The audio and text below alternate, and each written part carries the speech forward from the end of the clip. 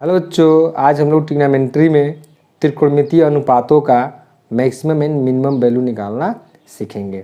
ठीक है, trigonometric functions का ध्यान दीजिए। ट्रिग्नोमेट्रिक फंक्शन जो है 6 होते हैं, यानी कि साइन, कॉस, टेन, कॉट, सेक, कोसेक। इन सब का हम क्या निकालेंगे? मैक्सिमम एंड मिनिमम वैल्यू निकालेंगे। ठीक है, सबसे पहले हम लोग साइन थीटा के लिए देखते हैं। साइन के लिए देखते हैं, ध्यान दीजिए। जो साइन थीटा का जो मान है वो 1 से कम होता है या 1 के इक्वल, या -1 से अधिक, नहीं तो -1 के इक्वल। यानी कि साइन थीटा का मान -1 और +1 के बीच में ही पड़ता है। आप नंबर लाइन पे देख सकते हैं, यहाँ पर ये 0 है, फिर ये 1, ये -1 है, ठीक है, -1, फिर ये 2, इधर -2। ठीक है, तो जो साइन थीटा है, एंगल कुछ भी हम रख दें, एंगल कुछ भी, कितना ही बड़ा एंगल रखें, तो जो इसका मान आएगा इतने में ही आएगा, इतने में, -1 और +1 के बीच में ही आएगा, इसमें ही पड़ेगा। किसका मान? साइन थीटा का मान। ठीक है बच्चों, तो साइन थीटा का मान ये, यानी कि जो एरिया हुआ साइन का इतने में ही हुआ। एंगल कुछ भी रखिए, कितना ही बड़ा एंगल रखिए, तो जो इसकी वैल्यू आएगी साइन की, इसी में आएगी।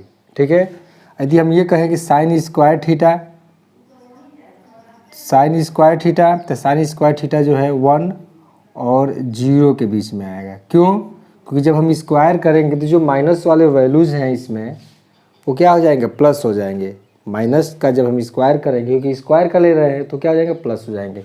यानी कि साइन स्क्वायर थीटा का जो मान है इसमें ही पड़ेगा, बस इतने में, इतने में पड़ेगा साइन स्क्वायर का मान, साइन स्क्वायर थीटा का मान। अब या माड साइन थीटा का भी मान कभी कभी पूछ देता है, तो माड साइन थीटा भी क्या पड़ेगा? 0 और 1 के बीच में ही पड़ेगा। क्यों? क्योंकि माड भी क्या होता है? प्लस में ही आता है। यानी कि ये जो पूरा एरिया हुआ ये, वो किसका हुआ? साइन थीटा का हुआ। ठीक है, और ये जो एरिया आप देख रहे हैं, ये साइन स्क्वायर थीटा या माड साइन थीटा का हुआ। ठीक है बच्चों, अब यानी कि साइन थीटा का अधिकतम मान 1 होगा और न्यूनतम मान क्या होगा? -1 होगा। अधिकतम मान साइन थीटा का, देखिए साइन थीटा का अधिकतम मान 1, न्यूनतम मान -1। यदि आपसे कोई पूछ दे कि साइन 2 थीटा का अधिकतम मान क्या होगा, तो 1 ही होगा। एंगल कुछ भी हो जाए, एनीथिंग, कुछ भी हो जाए एंगल, तो अधिकतम मान 1 ही रहेगा। थीटा हो, चाहे 2 थीटा हो जाए, चाहे 3 थीटा हो जाए, चाहे 4 थीटा हो जाए, और चाहे 100 थीटा हो जाए, इसका अधिकतम मान क्या होगा? 1 ही रहेगा। ठीक है, और न्यूनतम मान क्या होगा? -1, यानी कि -1 और +1 के बीच में ही रहेगा। इसी को हम लोग रेंज कहते हैं, परिसर कहते हैं। यदि हम ये कहें कि साइन थीटा का रेंज क्या होगा, तो हम कहेंगे कि -1 और 1 के बीच में जितनी भी नंबर्स आएंगी, वो सभी क्या कहलाएंगी? रेंज कहलाएंगी। इसको हम लोग क्लोज इंटरवल में दिखाएंगे। क्यों? क्योंकि -1 और +1 को भी शामिल किया जाता है इसमें। ठीक है, आगे तो साइन स्क्वायर थीटा का अधिकतम मान 1, न्यूनतम मान 0। माड साइन थीटा का अधिकतम मान 1 और न्यूनतम मान 0, इसी के बीच में भी पड़ेगा। अब देखते हैं कास के लिए, तो कास भी साइन की तरह ही वेरीज करता है। यानी कि कास थीटा भी क्या पड़ता है? 1 और -1 के बीच में ही पड़ता है, यानी कि इसी में पड़ता है। यानी कि ये भी एरिया किसका हुआ? यहाँ से लेकर यहाँ तक, यहाँ से लेकर यहाँ तक किसका एरिया हो गया? कास थीटा का हो गया। ठीक है बच्चों, उसी प्रकार अब कास स्क्वायर थीटा क्या हो जाएगा? कास स्क्वायर थीटा का मान वो 1 और 0 के बीच में हो गया, यानी कि इसमें ये जो एरिया हो गया वो किसका हो गया? कास स्क्वायर थीटा या मॉड कास थीटा हो गया। ठीक है बच्चों, मॉड कास थीटा, क्योंकि मॉड कास थीटा भी 0 और 1 के बीच में ही पड़ेगा। ठीक है, माइनस वाले क्या हो जाएंगे? स्क्वायर करेंगे तो प्लस हो जाएगा। तो कास स्क्वायर थीटा का अधिकतम मान 1 और न्यूनतम मान 0। तो ये हो गया साइन और कास का मैक्सिमम एंड मिनिमम वैल्यू। ठीक है, अब तीसरे, चलिए जो इसका व्युत्क्रम है, साइन का व्युत्क्रम कोसेक और कास का व्युत्क्रम सेक, तो पहले हम इसका देख लेते हैं। ठीक है, तो ध्यान दीजिए पहले इसका कि साइन और कास का यही है सीमा, इससे बाहर नहीं घूमेंगे नंबर लाइन पे, यही अधिकतम सीमा। यदि साइन का मान यहाँ चलेगा तो यहीं तक आकर रुक जाएगा, इसका आगे जाएगा ही नहीं। यानी कि ये जो एरिया आप देख रहे हैं इतना, ये सभी एरिया किसका है? साइन और कॉस का है। चलिए अब हम देखते हैं कि सेक और कोसेक का क्या हो। चलिए बच्चों, अब हम लोग देखते हैं कि सेक थीटा जो है ये 1 से बड़ा होता है या 1 के बराबर होता है। 1 से बड़ा तो 1 से बड़ा 2 भी होता है, 3 भी होता है, अनंत तक जाएगा। या -1 से छोटा, तब -1 से छोटा क्या होता है, -2 भी होता है, -3 भी होता है, -4 भी होता है, -इन्फिनिटी तक ये जाएगा। ठीक है, तो सेक थीटा का मान जो है 1 से बड़ा, नहीं तो -1 से छोटा। चलिए इसको हम नंबर लाइन पर अच्छे से समझते हैं। नंबर लाइन पे इसको अच्छे से देखते हैं। ये 0 हो गया, ये 1 हो गया, ये 2 हो सॉरी -1 हो गया, ये 2 हो गया, ये 3 हो गया, और ये इधर जो है -2 और ये -3। कहाँ तक जाएगा ये जो है -इन्फिनिटी तक जाएगा और ये +इन्फिनिटी तक जाएगा। ध्यान देंगे आप इसमें। अभी हम आपको ये बताए थे कि ये जो एरिया आप देख रहे हैं यहाँ से यहाँ तक, ये किसका एरिया है, साइन और कॉस का है। ठीक है, कॉस का भी एरिया है। अभी हम बताएं कि कॉस क्या होता है, सेक का व्युत्क्रम होता है, यानी कि उल्टा होता है। ये कहने का तात्पर्य ये हुआ कि एक दूसरे के दुश्मन हुए। यदि हम ये कहें कि एक साइन और कॉस का इलाका है तो इस इलाका में सेक नहीं आएगा। ठीक है, यानी कि इसमें जो है कॉस पड़ता है, उसके वजह से इस इलाका में कौन नहीं आएगा, सेक नहीं आएगा। तो सेक का इलाका कौन सा हो जाएगा, इधर, इसके इधर और इसके इधर, इधर ही पड़ेगा। ये एरिया जो है नहीं होगा, इस एरिया में आएगा ही नहीं मान इसका, सेक थीटा का। यानी कि सेक थीटा का मान क्या हो गया, 1 या 1 से अधिक, -1 या -1 से कम। ठीक है, सेक थीटा का मान 1 नहीं तो 1 से अधिक, अधिक कहाँ तक, इन्फिनिटी तक, -1 नहीं तो -1 से कम, -1 से कम कहाँ तक, -इन्फिनिटी तक। ठीक है बच्चों, तो ये जो इलाका हुआ सेक का हुआ और ये भी इलाका सेक का हुआ। ये जो बीच में देख रहे हैं ये जगह, इसमें ये नहीं पड़ेगा क्योंकि यहाँ पे जो किसका स्थान है, साइन और कॉस का है। चलिए अब देखते हैं सेक स्क्वायर थीटा। तो sec square theta always greater or equal to 1, यानी कि हमेशा जो है 1 नहीं तो 1 से बड़ा होगा ये। ठीक है, तो ये जो एरिया आप देख रहे हैं सेक स्क्वायर थीटा, ठीक है, देखिए सेक का भी है, सेक स्क्वायर थीटा का भी है और मॉड सेक थीटा का भी है। ठीक है, और मॉड सेक थीटा भी क्या होगा, ऑलवेज ग्रेटर इक्वल टू 1, हमेशा जो है 1 नहीं तो 1 से बड़ा होगा। ठीक है, यदि आपसे कोई पूछे कि सेक थीटा का न्यूनतम धनात्मक मान क्या होता है, न्यूनतम धनात्मक मान, तो न्यूनतम धनात्मक मान 1 ही होगा, और अधिकतम मान तो कोई फिक्स ही नहीं है कहाँ तक जा रहा है, ये इन्फिनिटी तक चला जाएगा। यदि आपसे ये कोई पूछे कि सेक थीटा का अधिकतम मान क्या होता है, तो इन्फिनिटी होगा। मान लीजिए कि ऑप्शन में दे दे 4 ऑप्शन में, तो 4 ऑप्शन में जो सबसे बड़ा रहेगा उसी को देंगे, यदि इन्फिनिटी नहीं है तब। ठीक है, यदि हम आपसे कोई पूछ दे कि सेक थीटा का अधिकतम ऋणात्मक मान क्या होता है, अधिकतम ऋणात्मक मान, तो अधिकतम ऋणात्मक मान कितना होता है, -1 होता है। -1 ही है जो सबसे बड़ा जो है क्या होता है, इनमें होता है, -इन्फिनिटी, -3, -2, -1। ये क्या कहलाएगा, सेक थीटा का अधिकतम ऋणात्मक मान कितना होगा, तो -1 होगा। ठीक है, तो ये सेक थीटा का एरिया हो गया। अब आते हैं कोसेक पे। तो कोसेक थीटा भी जो है सेक की तरह ही होता है, यानी कि दोनों एक साथ रहते हैं, एक तरह बिहेव करते हैं। यानी कोसेक थीटा भी 1 से बड़ा नहीं तो 1 के बराबर, 1 से बड़ा मतलब इधर, यहाँ से आप देख सकते हैं किसका हो गया, ये कोसेक थीटा का हो गया। फिर इधर भी ये किसका हो गया, कोसेक थीटा का भी हो गया। फिर कोसेक स्क्वायर थीटा भी क्या होगा, ऑलवेज ग्रेटर इक्वल टू 1, और मॉड कोसेक थीटा भी कितना हो जाएगा, ऑलवेज ग्रेटर इक्वल टू 1। तो यहाँ हम लिख सकते हैं कोसेक स्क्वायर थीटा या मॉड कोसेक थीटा। ठीक है बच्चों, अब ध्यान दीजिए, तो आप ये समझ गए कि सेक और कॉस जो है 1 के इधर नहीं तो -1 के इधर पड़ेगा। ठीक है, अब हम लोग देखते हैं टेन और कॉट के लिए। चलिए बच्चों, अब हम लोग देखते हैं टेन और कॉट के लिए कि टेन थीटा का अधिकतम मान क्या होगा और न्यूनतम मान क्या होगा। तो ध्यान दीजिए, अभी हम देखे हैं कि साइन और कॉस जो होता है -1 और +1 के बीच में पड़ता है, और सेक कोसेक जो होता है -1 के इधर नहीं तो 1 के इधर नहीं तो -1 के इधर पड़ता है, इस एरिया में नहीं पड़ता है। और टेन और कॉट जो है वो साइन के साथ भी मिलकर रहता है, और कॉस सेक कोसेक सबके साथ मिलजुल कर रहता है, यानी कि नंबर लाइन पे उसे कोई रोक नहीं सकता है। यहाँ चलेगा तो सीधे यहाँ तक रुकेगा, इधर चलेगा तो सीधा इधर तक रुकेगा, कोई नहीं इससे बाउंडेशन है। वो चाहे तो ये इस एरिया में भी आ सकता है, इस एरिया में भी घूम सकता है, और ये जो सेक का एरिया है उसमें भी जा सकता है, कोई नहीं रोक सकता है। ठीक है, इसका मतलब कि tan थीटा का जो मान होगा वो इन्फिनिटिव से कम मान है, तो माइनस इन्फिनिटिव से ज़्यादा, यानी कि पूरा कहीं भी। ठीक है, यदि tan स्क्वायर थीटा का मान यदि आपसे कोई पूछ दे तो स्क्वायर होगा तो माइनस वाला वैल्यू ख़त्म हो जाएंगे, यानी कि इसके इधर नहीं आएगा, तो 0 से बड़ा और इन्फिनिटिव से कम। यदि tan स्क्वायर थीटा का न्यूनतम मान यदि आपसे कोई पूछे तो 0 होगा, क्या होगा 0।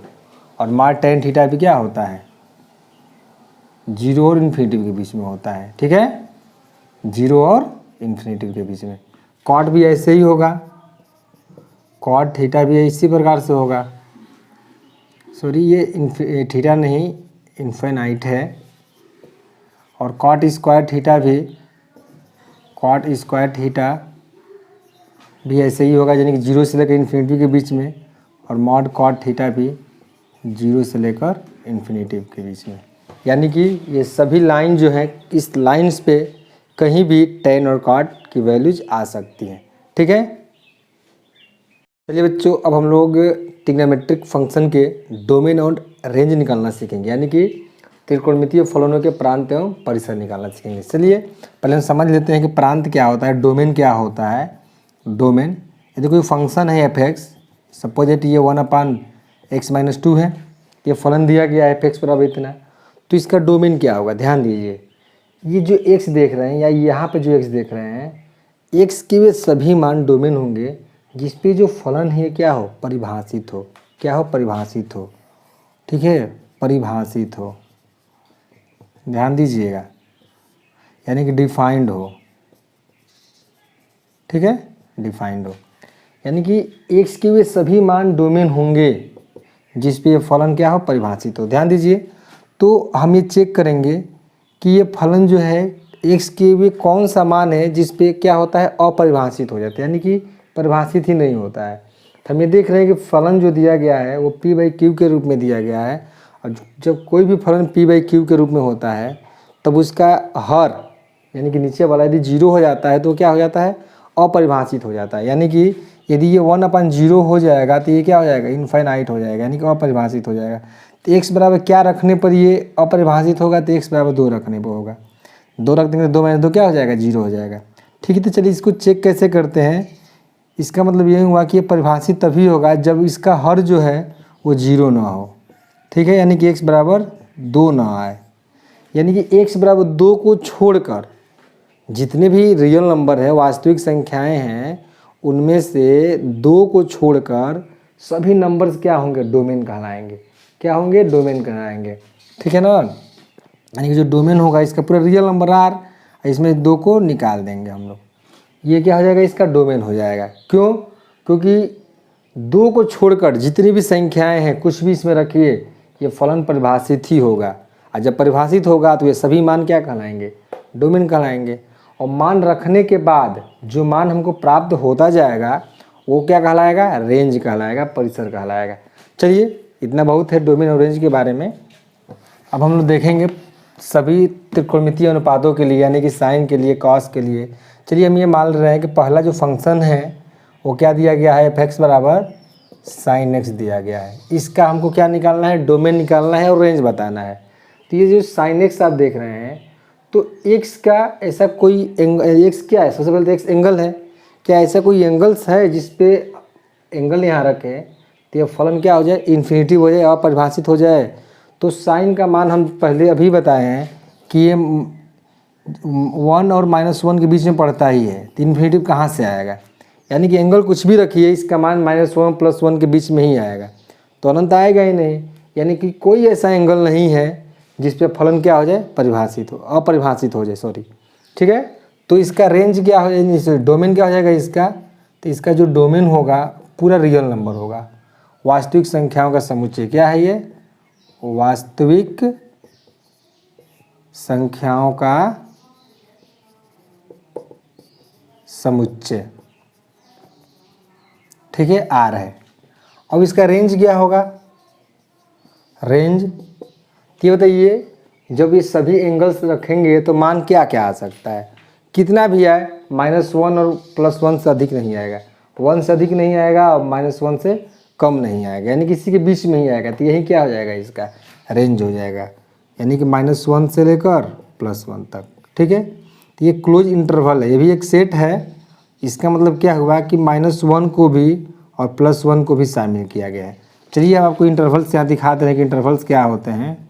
इंटरवल्स ध्यान दीजिए, यदि कोई वैल्यू है, ये नंबर लाइन है, यदि यहाँ पर एक संख्या है a और यहाँ पर एक संख्या है b, ठीक है, यदि इसके बीच जितनी भी संख्याएं आ रही हैं, इसके बीच a और b के बीच, यदि उसको सेट के रूप में हम दिखाएं तो a, b और ये छोटा कोष्ठक यदि हम लगा देते हैं तो ये क्या कहलाता है, ओपन इंटरवल कहलाता है। यानी कि इसका मतलब क्या हुआ कि इस इंटरवल में a और b के बीच सभी संख्याएं हैं, बस a और b शामिल नहीं है, इसलिए छोटा ब्रैकेट लगाया जाता है। यानी कि यदि हम इसको दिखाएं तो x सच दैट x कैसा है, ये a और b के बीच में है, यानी कि a से क्या है, ये बड़ा है और b से क्या है, कम है। ठीक है, इसका मतलब यही हुआ, यानी कि a और b के बीच सभी नंबर्स आएंगे, तो इसको ओपन इंटरवल कहेंगे। यानी कि इस समुच्चय में a और b शामिल नहीं है। यदि a और b को भी शामिल कर दिया जाएगा, ठीक है, a और b को भी शामिल हो जाएगा तो ये ओपन हो गया। दूसरा क्लोज के लिए बस देख लीजिए, होते तो 4 हैं लेकिन आप बस 2 ही देखिए। यदि a और b को भी शामिल कर लेंगे तो क्या कहलाएगा, क्लोज्ड इंटरवल कहलाएगा। क्या कहलाएगा, क्लोज इंटरवल।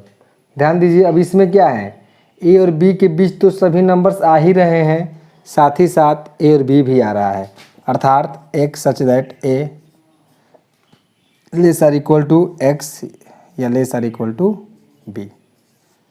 यानी कि ये जो x है वो किस प्रकार का है, a और b के बीच सभी संख्याएं और साथ साथ a और b भी शामिल है। उसी प्रकार यहाँ जो है बड़ा ब्रैकेट ही लगाया जाएगा, क्योंकि -1 और 1 भी शामिल है, क्योंकि अधिकतम मान 1 होता है, न्यूनतम मान -1 होता है, और उसके बीच जितनी भी संख्याएं आएंगी सभी आएंगे। ठीक है, ये रहा इंटरवल्स। अब आगे देखते हैं हम लोग, साइन x का डोमेन भी हो गया और रेंज भी हो गया। इसी प्रकार कॉस x का देखते हैं, कॉस x का डोमेन देखेंगे तो डोमेन क्या होगा इसका। ध्यान दीजिए, जिस प्रकार से साइन x है वैसे ही ये भी है, कॉस x में भी इन्फिनिटिव नहीं आता है, यानी कि x का मान एंगल कॉस के लिए जो x है, x क्या एंगल ही ना है एक, तो कोई ऐसा एंगल नहीं है जिस पे कॉस x क्या हो जाए, इन्फिनिटिव हो जाए। यानी कि कुछ भी मान रखिए, कॉस x का मान परिभाषित ही आएगा, यानी कि कोई वास्तविक संख्या ही आएगा। इसका मतलब क्या हुआ, डोमेन फिर से इससे क्या हो जाएगा, आर हो जाएगा, यानी कि वास्तविक संख्याओं का समुच्चय है ये। ठीक है, तो वास्तविक संख्याएं हैं और संख्या कैसा लिया जाएगा, कोण में लिया जाएगा, क्योंकि हम जानते हैं कि कास के साथ क्या आता है, कोण आता है, एंगल आता है। और इसका रेंज क्या हो जाएगा, परिसर क्या हो जाएगा, तो ध्यान दीजिए इसका रेंज भी इतना ही होता है, -1 से लेकर कहाँ तक, +1 तक। ठीक है, तो ये हो गया साइन और कास का डोमेन और रेंज। अब हम लोग जो है tan और cot का डोमेन और रेंज निकालना सीखेंगे। चलो अब हम लोग देखते हैं कि tan x का डोमेन और रेंज क्या होगा। देखिए, तो फिर से हम x यानी कि एंगल्स को रख कर चेक करेंगे कि क्या ऐसा कोई एंगल्स है जिस पे ये अपरिभाषित आ जाए। तो हाँ, यहाँ पर होता है, tan 90 अंश का मान इन्फिनिटिव होता है, यानी कि 90 अंश जो है π/2 जिसको हम कहते हैं, वो इसका डोमेन नहीं होगा। और ऐसे बहुत सारे एंगल्स हैं जिस पे ये क्या हो जाएगा, अपरिभाषित आएगा, जैसे कि π/2 है, यानी ऐसे चेक कर सकते हैं, ये π/2 होता है। फिर जब एक राउंड यहाँ कंप्लीट करके यहाँ पर आएंगे, ठीक है, तो ये कितना हो जाएगा, यहाँ पर 270 अंश होता है, ये भी क्या हो जाएगा, अपरिभाषित होगा।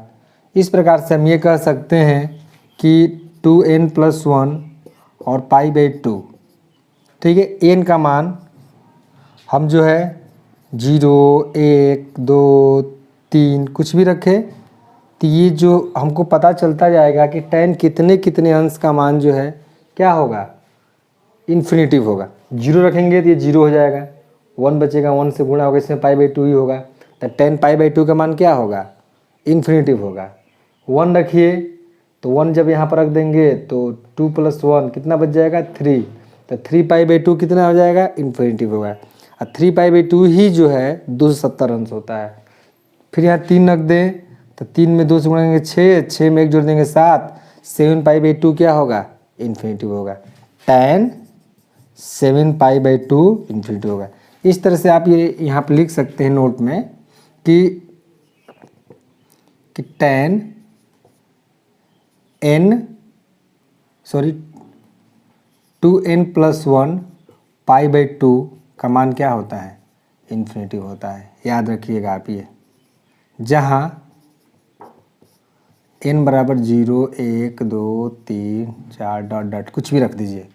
जब आप ये ज्ञात कर सकते हैं कि tan कितने कितने अंश का मान जो है इन्फिनेटिव होता है। 0 पे पाई बाई टू आएगा, 1 पे क्या आएगा, 3 पाई बाई टू आएगा, 2 पे कितना जाएगा, 2 2 जा 4 और 1 5, 5 पाई बाई 4 आ जाएगा। ठीक है ना। तो यानी कि जो भी 0, 1, 2, 3 यहाँ पर रखने पर जो भी एंगल्स प्राप्त होंगे उस एंगल्स पे ये फलन क्या होता जाएगा, अपरिभाषित हो जाएगा। यानी कि ये जो वैल्यूज हैं इसमें रखने पर जो जो एंगल प्राप्त होगा वह एंगल्स इसका डोमेन नहीं होगा। उसको छोड़कर जितने भी एंगल्स बचेंगे वो क्या कहलाएंगे, डोमेन। जैसे शुरू से हम देखते हैं 0, 1 से इसका क्या होगा, डोमेन होगा, क्योंकि 0 पे ये परिभाषित होगा। 30, 40, 50, 60, 70 ये सब क्या होंगे, इसके डोमेन होंगे। बट क्या नहीं डोमेन होगा, ये नहीं होगा। तो हम इसका डोमेन लिख सकते हैं, डोमेन की R माइनस पूरा रियल नंबर तो होगा ये, लेकिन इसमें ये वाले भी तो एंगल आएगा, तो इसको हम क्या कर देंगे, घटा देंगे। 2n+1 into pi by two, ये हो गया डोमेन। अब हम लोग रेंज निकालना सीखेंगे। तो रेंज क्या होता है इसका, अभी आपको बताए थे कि जो tan थीटा है पूरे रियल नंबर पे ही पड़ता है। यानी कि माइनस इन्फिनेटिव से लेकर प्लस इन्फिनेटिव तक कोई नहीं इसको रोक सकता है। तो इसका रेंज क्या हो जाएगा, R हो जाएगा। रेंज कितना हो जाएगा, R हो जाएगा। ठीक है बच्चों। ऐसे ही अब हम लोग कॉट के लिए देखेंगे, fx बराबर कॉट x। ठीक है। तो इसका जो अब हम लोग कॉट x का डोमेन और रेंज देखते हैं। तो fx बराबर क्या लिख लेंगे हम, कॉट x, यानी कि फलन को कॉट x ले लिए। तो कॉट x का डोमेन क्या होगा, देखिए। तो x के वे सभी मान डोमेन कहलाएंगे जिससे फलन क्या अपरिभाषित हो। तो सबसे पहले हम ये पता करेंगे कि क्या x का ऐसा कोई मान है जिसको ये फलन क्या करते हैं, अपरिभाषित कर दे। तो देखिए x बराबर 0 अंश ही क्या हो जाएगा, यानी कि कॉट 0 अंश का ही मान क्या होता है, इन्फिनेटिव होता है। ठीक है।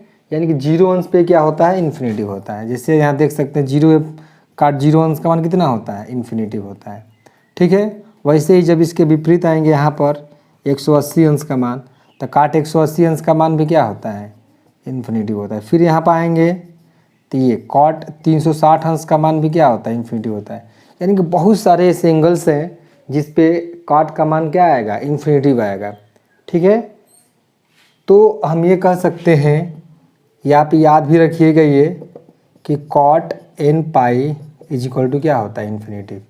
जहाँ n is equal to where n is equal to 0, 1, 2, 3 dot dot dot ये हम रख सकते हैं। यानी कि n का मान इसमें हम कुछ भी रखें, n बराबर 0 रखें तो ये क्या हो जाएगा, 0। कॉट 0 अंश का मान इन्फिनेटिव। 1 रखें तो पाई, कॉट पाई के मान इन्फिनेटिव। 2 रखेंगे तो 2 पाई, अभी देखिए यहाँ पर 2 पाई, 3 पाई, 4 पाई, 5 पाई, 6 पाई, ये सभी क्या होंगे, इन सब पे क्या आएगा, कॉट का मान इन्फिनेटिव आएगा। ठीक है। इसका मतलब जो है इसका जो डोमेन होगा, डोमेन कितना होगा, R, और इस रियल नंबर में से n पाई जो है इसको घटाना पड़ेगा। n पाई का मतलब क्या हम घटा रहे हैं, 0 अंश भी निकाल रहे हैं, फिर से पाई भी निकाल रहे हैं, 2 पाई भी निकाल रहे हैं। ठीक है। तो इसका डोमेन हो जाएगा R माइनस n पाई। अब रेंज इसका तभी बताए हैं कि रेंज जो है जिस तरह से tan का होता है, इस नंबर लाइन पे कहीं भी इसका मान आ सकता है। ठीक ना, कोई बाउंडेशन नहीं है। तो जो इसका रेंज होगा पूरा रियल नंबर हो जाएगा, यानी कि R वास्तविक संख्याओं का समुच्चय। तो R क्या होगा, यहाँ पे एंगल ही हम लेंगे R को। ठीक है। अब हम लोग सेक और कोसेक के लिए देखेंगे। 5 नंबर f(x) बराबर सेक x। देखिए तो सेक x में भी इन्फिनिटिव आता है। जैसे कि हम ये कहते हैं कि cos 90 अंश का मान 0 होता है, तो सेक 90 अंश का मान क्या हो जाता है, इन्फिनिटिव हो जाता है। तो हम ये कह सकते हैं कि 90 अंश यानी कि सेक 90 अंश का मान क्या हो जाएगा, इन्फिनिटिव हो जाएगा। यानी कि x का एक ऐसा मान हम लिए यानी कि 90 जिस पे फलन क्या हो जा रहा है, अपरिभाषित हो जा रहा है। इसका मतलब 90 अंश जो होगा इसका डोमेन नहीं होगा। ऐसे ही बहुत सारे एंगल्स हैं, तो इसके लिए भी आप ये याद रख सकते हैं कि सेक 2n+1 π/2 इक्वल टू क्या होता है, इन्फिनिटिव होता है, जहाँ n का मान क्या है, 0 है, 1 है, 2 है, 3 है, डॉट डॉट डॉट। ठीक है, आप n का मान इसमें रखते जाइए, आपको ये पता चलता जाएगा कि सेक कितने कितने अंश का मान जो है इन्फिनिटिव होता जाएगा। ठीक है, तो बहुत सारे एंगल्स आएंगे, अनगिनत एंगल्स आएंगे। तो वो अनगिनत एंगल्स जो होंगे जिस पे फलन या परिभाषित हो रहा है वो डोमेन नहीं होगा, उसको छोड़कर जो बचेगा वही क्या कहलाएगा, डोमेन कहलाएगा। तो डोमेन क्या हो जाएगा, r माइनस, ये घटा देंगे 2n+1 × π/2। चलो हम देखते हैं रेंज इसका। अभी आपको बताए हैं कि सेक x जो है इस नंबर लाइन पे 1 और -1 यानी कि इस रीजन को छोड़कर सब में पड़ता है, बस यही नहीं पड़ता है ये। ठीक है, यानी कि पूरे रियल नंबर, तो पूरा रियल नंबर में ये जो मान है इसको निकाल देंगे, यानी कि r माइनस, अब क्लोज ये बताइए कि -1 और +1, तो यहाँ पर जो है हम ओपन इंटरवल लेंगे, क्लोज इंटरवल नहीं लेंगे, क्योंकि यहाँ पे हमको -1 और +1 को भी लेना है। तो यहाँ पर r फिर -1 लिए +1, इसको हम काट देंगे। तो रेंज जो हो जाएगा इसका r माइनस फिर -1 कोष्टक में, यानी कि इन मान पे जो फलन आएगा क्या होगा, अपरिभाषित होगा। ठीक है, चलिए बच्चों अब हम लोग कोसेक x का डोमेन और रेंज निकालेंगे। तो f(x) बराबर कोसेक x। ठीक है, तो सबसे पहले डोमेन के बारे में हम चर्चा कर लेते हैं। क्या x का ऐसा कोई मान है जिस पे फलन क्या हो जाएगा, अपरिभाषित। हाँ, तो x का एक ऐसा मान है, यानी कि x पर अगर हम 0 ही रख दें तो कोसेक 0 अंश का मान क्या होता है, इन्फिनिटिव होता है। यानी कि 0 अंश जो है इसका डोमेन नहीं होगा। 0 अंश को छोड़कर जैसे कि 30 अंश, 40 अंश और जो आगे आएंगे वो डोमेन होंगे, लेकिन 0 अंश के बाद जैसे देखिए 0 अंश पे, फिर 180 अंश पे, फिर 360 अंश पे, यहाँ पे इन्फिनिटिव आएगा, यहाँ भी इन्फिनिटिव आएगा, फिर इन्फिनिटिव आएगा, यानी बहुत एंगल्स है। उसके लिए हम आप याद रख सकते हैं कि कोसेक n पाई का मान कितना होता है, इन्फिनिटिव होता है। ठीक है, तो यहाँ से हम ये बता सकते हैं कि x का भी कौन कौन से मान होगा जिस पे फलन क्या हो जाएगा, इन्फिनिटिव, यानी कि n बराबर 0, 1, 2, 3 रखते जाइए, तो हमको ये पता चलता जाएगा कि किस किस एंगल्स पे क्या होगा, इन्फिनिटिव होगा।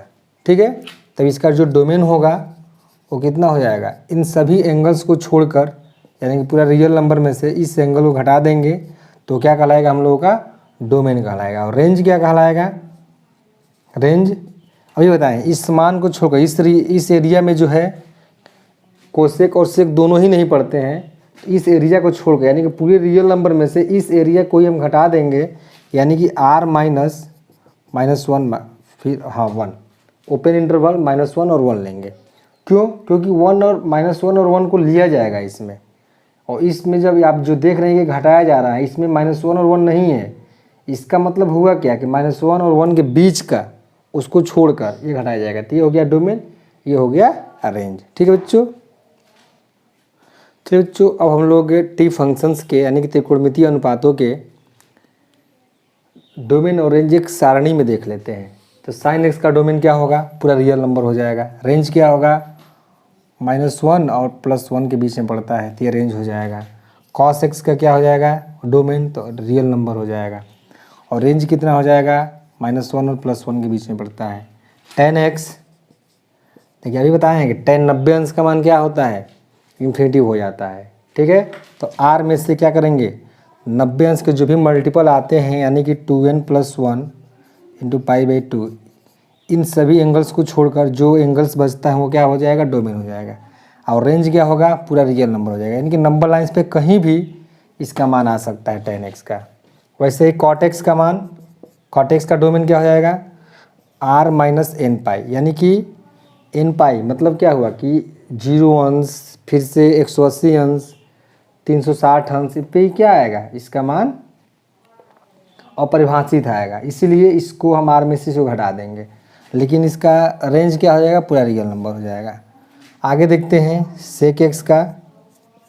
देखिए तो सेक एक्स जो है, जो डोमेन जो है इसका क्या हो जाएगा, आर माइनस जो 90 अंश है, यानी कि सेक 90 अंश का मान इन्फिनिटी होता है, तो जो 90 अंश के मल्टीपल है उसको हटा देंगे, तो 2n + 1 पाई बाई 2, ठीक है। और इसका रेंज क्या हो जाएगा, तो बस जो सेक एक्स है इसका मान -1 और +1 के बीच में नहीं आता है, तो उसको छोड़कर जो भी रियल नंबर बचेंगे, यानी कि r माइनस ओपन इंटरवल -1 और +1 के बीच में, ठीक है। और कोसेक एक्स जो है r माइनस और जो भी x का वह एंगल को हम माइनस करेंगे जिसमें फलन क्या होता हो, अपरिभाषित होता है, तो n पाई यानी कि कोसेक 0 अंश, ठीक है। इस तरह से करते हुए फलन अपरिभाषित होता जाता है, इसलिए n पाई के मल्टीपल जो भी एंगल है उसको घटा देंगे, और रेंज कितना आ जाएगा इसका, r माइनस -1 और ये 1, इसके जैसा ही बिहेव करता है।